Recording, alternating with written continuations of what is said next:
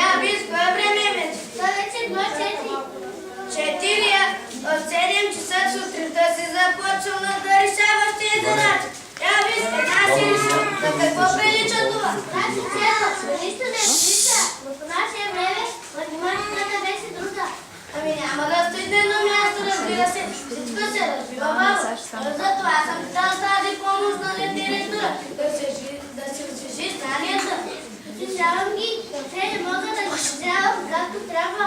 А дядо къде е? Дядо, къде си? Ето ме, дядо. Какво е това, дядо?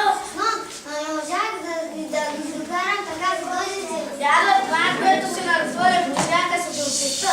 Хвърли го, дядо, нарисуваме нещо друго.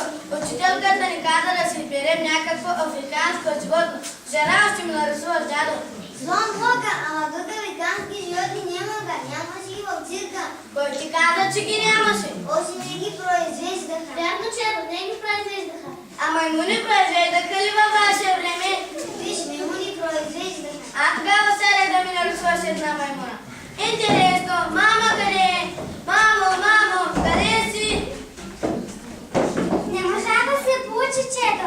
Облегавата не се получи, иначе другата се е добре. Не, мамо, нищо не се получи. Нито седалката, нито облегалката. А, не, седалката си е добре, само облегалката е малко крива. А тогава сядай да проверим.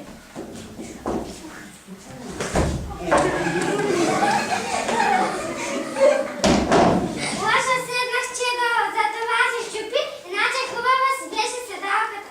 Вземи го този стол и го поправи. Сега часът е 4:30. След 1 час и половина, когато се върна по урок по английски, ако стола не е поправен, задачите ни са решени и маймуната не е нарисувана, ще ви кажа нататък. Ясно ли е, че заради вас няма отлични бележки? Молим ти се, чето, не ни казвай, ние ще се стегнем. Обещавате, значи? Добре, тогава давам 5 минути почивка. През това време можете да изпиете по едно кафе, да изпушите по една цигара. Не става.